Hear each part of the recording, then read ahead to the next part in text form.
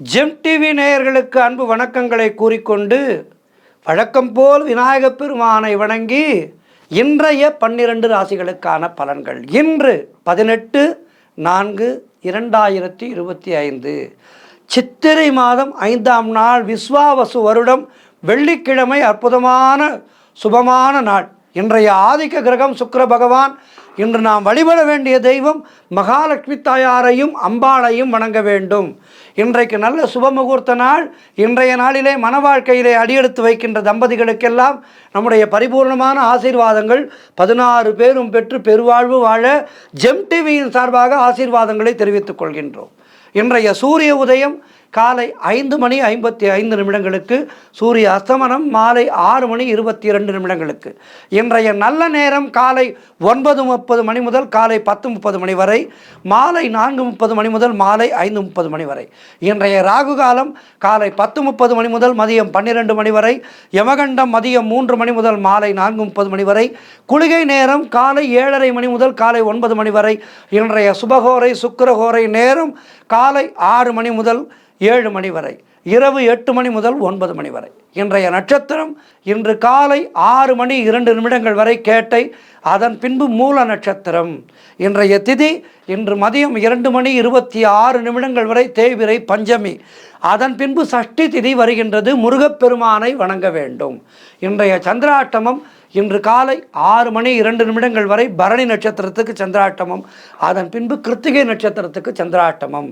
அடுத்து நாம் காண இருப்பது 12 ராசிகளுக்கான பலன்களை.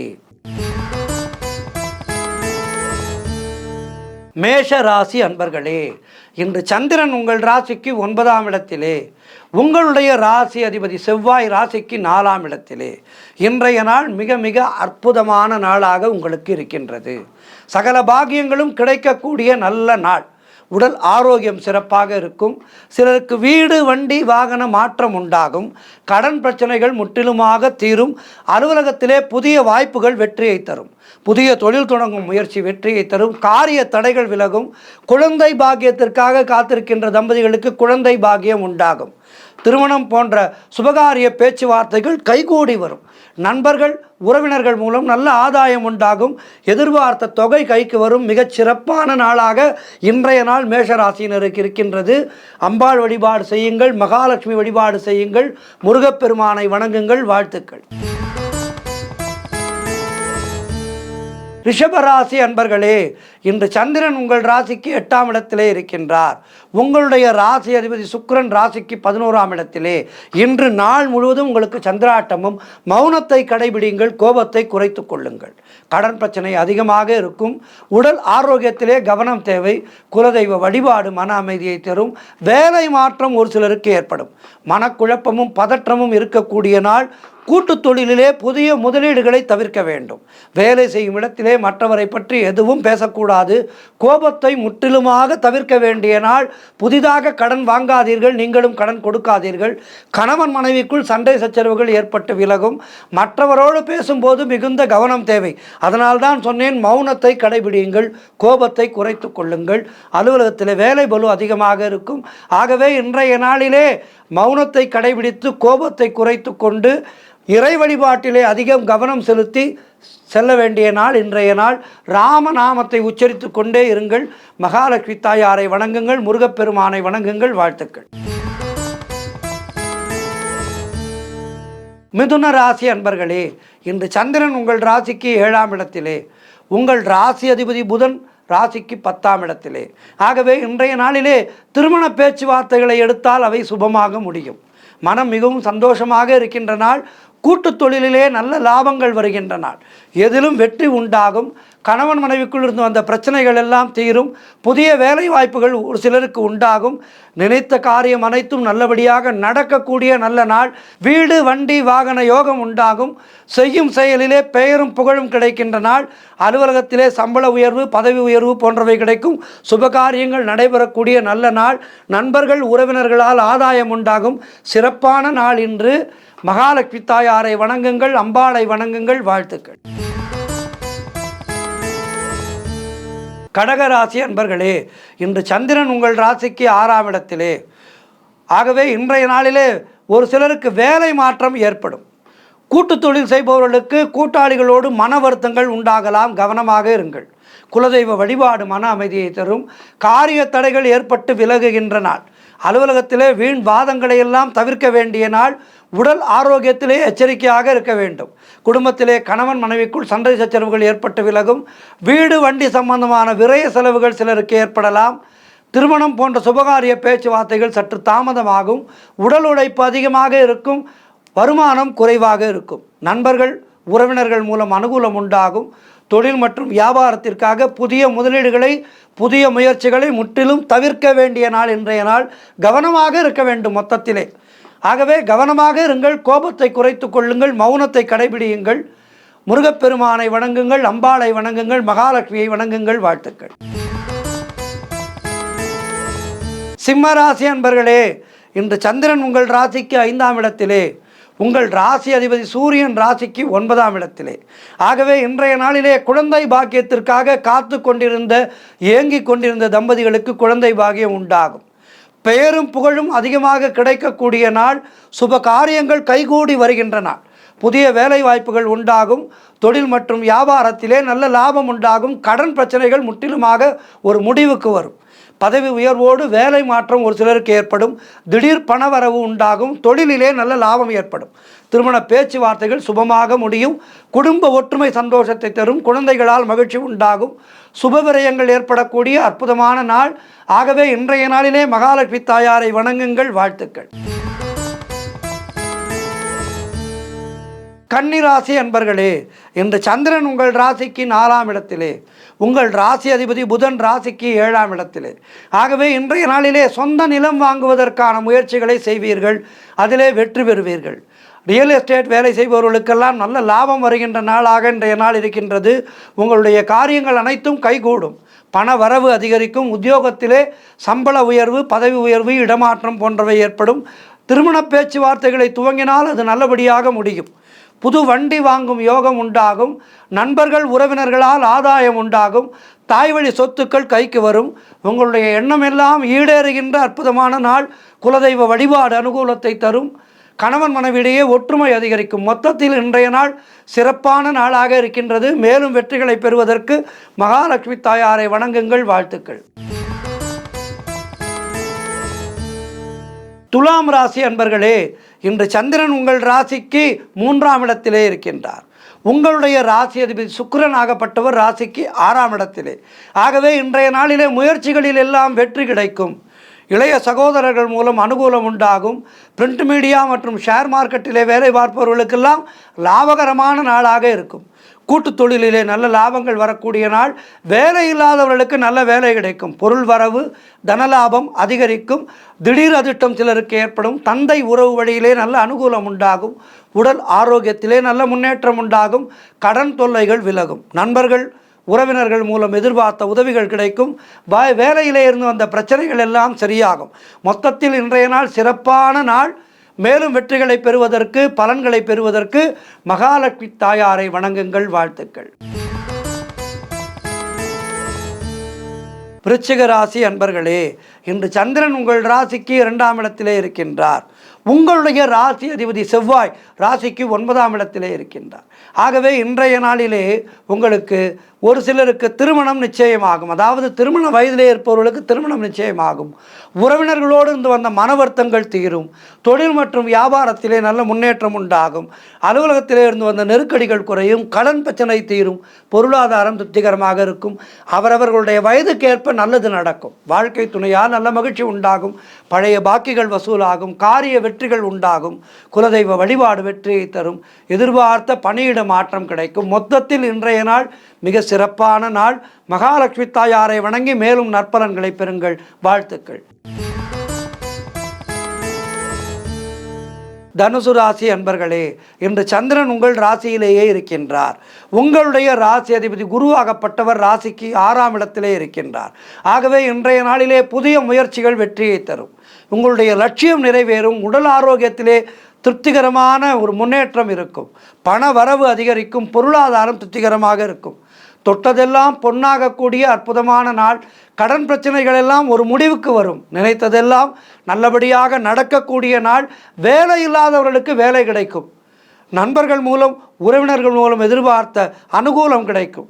தொழில் மற்றும் வியாபாரத்திலே நல்ல முன்னேற்றம் உண்டாகும். காரிய தடைகள் எல்லாம் விலகி காரிய வெற்றிகள் உண்டாகின்ற நாள். மனம் மிகவும் உற்சாகமாக காணப்படும் சிறப்பான நாள் இன்றைய நாள். மகாலட்சுமி தாயாரை வணங்குங்கள். வாழ்த்து. மகர ராசி அன்பர்களே, இன்று சந்திரன் உங்கள் ராசிக்கு 12ஆம் இடத்திலே, உங்கள் ராசி அதிபதி சனி ராசிக்கு 2ஆம் இடத்திலே. ஆகவே இன்றைய நாளிலே சிலருக்கு வீண் விரயங்கள் உண்டாகும். வேலை மாற்றம் ஒரு சிலருக்கு உண்டாகும். தேவையில்லாமல் மற்றவர்களுடைய விஷயங்களிலே தலையிடாதீர்கள். குலதெய்வ வழிபாடு வெற்றியை தரும்.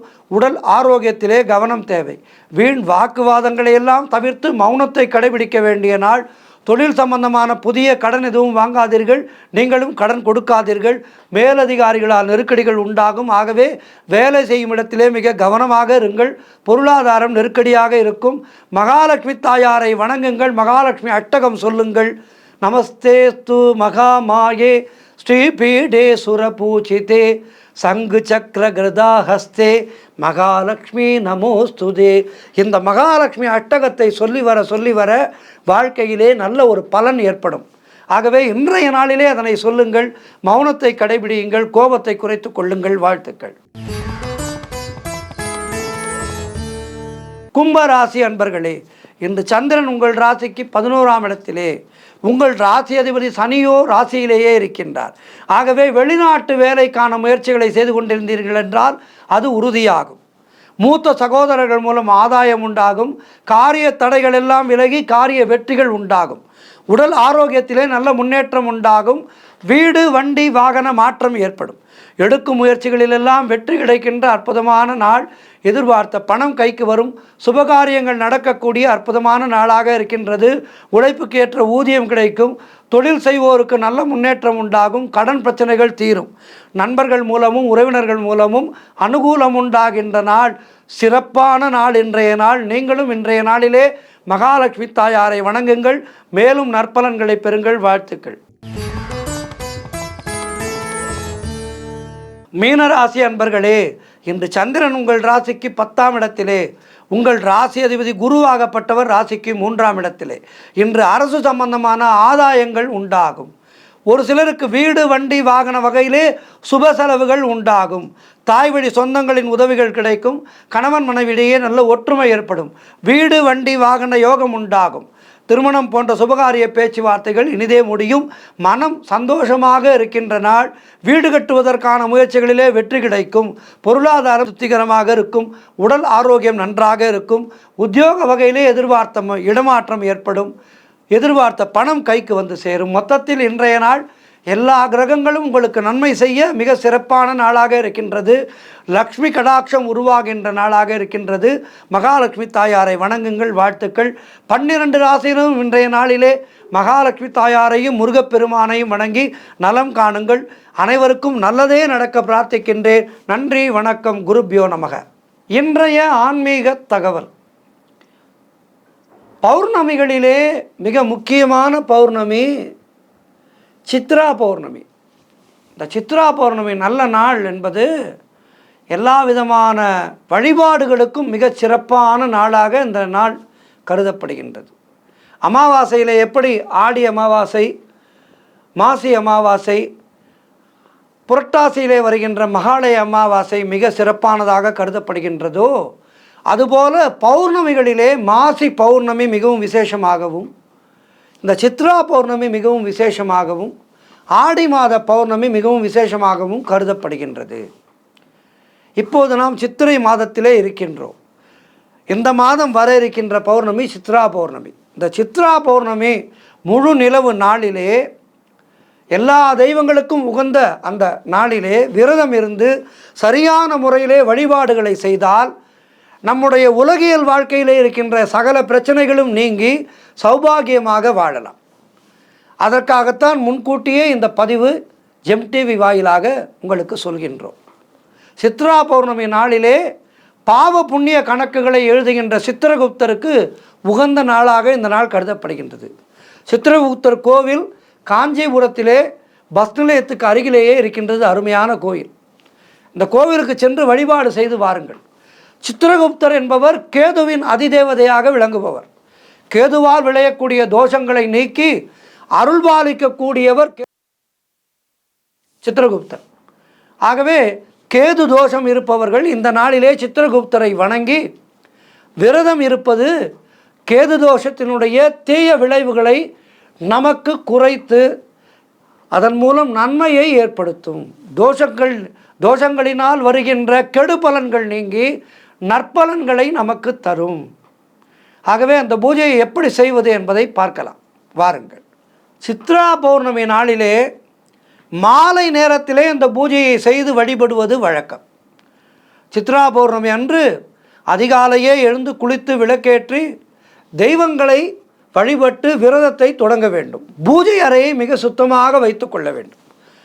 அன்றைய நாளிலே விரதம் இருக்க முடியாதவர்கள் பால், பழம் அல்லது உப்பு சேர்க்காத உணவை அருந்தி சித்திரகுப்தனுடைய நாமத்தை துதிக்கலாம். அதேபோல் மாலையிலே சித்திரகுப்தரை பூஜித்து தென்னை ஓலையிலே சித்திரகுப்தன் படியளக்க என்று எழுதி பூஜை அறையிலே வைக்க வேண்டும். இந்த நாளிலே படிக்கின்ற குழந்தைகளுக்கு பேனா, நோட்டு, புத்தகம் போன்றவற்றை வாங்கி தானம் செய்வது என்பது நமக்கு நம்முடைய சந்ததியினருக்கு மிக சிறப்புகளை வந்து சேர்க்கும்.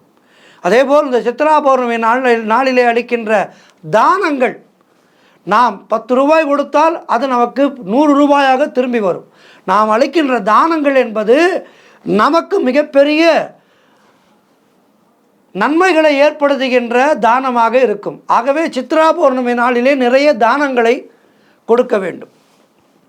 விரதம் முடித்து சித்ரா அன்னம் செய்து பௌர்ணமி நிலவு ஒளியிலே அமர்ந்து கொண்டு விரதத்தை நிறைவு செய்து மீண்டும் ஒரு முறை சித்திரகுப்தனை துதித்து இந்த விரதத்தை நிறைவு செய்ய வேண்டும்.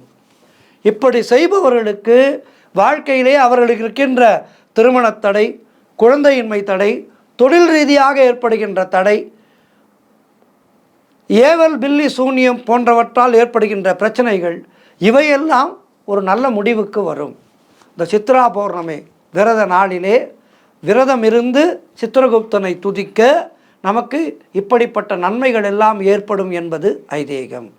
மேலும் சித்ரா பௌர்ணமி நாளிலே என்னென்னவெல்லாம் செய்யலாம் என்று பார்த்தால், நல்ல காரியங்களை தொடங்குவதற்கு ஏற்ற நாள் சித்ரா பௌர்ணமி. ஏதேனும் புதிதாக வீடு கட்டுவதற்கான முயற்சிகளையோ அல்லது புதிதாக தொழில் தொடங்குவதற்கான முயற்சிகளையோ இவற்றையெல்லாம் நீங்கள் தொடங்க இருக்கின்றீர்கள் என்றால் இந்த சித்ரா பௌர்ணமி நன்னாளிலே அவற்றை செய்வது மிக விசேஷமானது. அதேபோல் குழந்தை இல்லாத தம்பதிகள் இந்த நாளிலே விரதம் இருந்து அம்பாளை துதிக்க அவர்களுக்கு நிச்சயமாக குழந்தை பாக்கியம் உண்டாகும். திருமணத்தடை நீக்குவது, குழந்தை பாக்கியம் வழங்குவது, தொழில் ரீதியான தடைகளை நீக்குவது போன்ற அனைத்தையும் இந்த சித்ரா பௌர்ணமி விரதத்தை ஏற்று செய்பவர்களுக்கு அவை நிச்சயமாக நல்ல பலனை கொடுக்கும். ஆகவே இந்த வருடம் இந்த சித்ரா பௌர்ணமி விரதத்தை இருந்து அந்த விரதத்தை கடைபிடித்து இறைவனை வணங்குங்கள், சித்திரகுப்தனை வணங்குங்கள். அவன் நமக்கு நல்லதையே தருவார், நல்லதையே செய்வார். அம்பாள் அனுக்கிரகம் எல்லோரும் எல்லா வளமும் பெற்று வாழ்வாங்கு வாழ பிரார்த்திக்கின்றேன். நன்றி, வணக்கம்.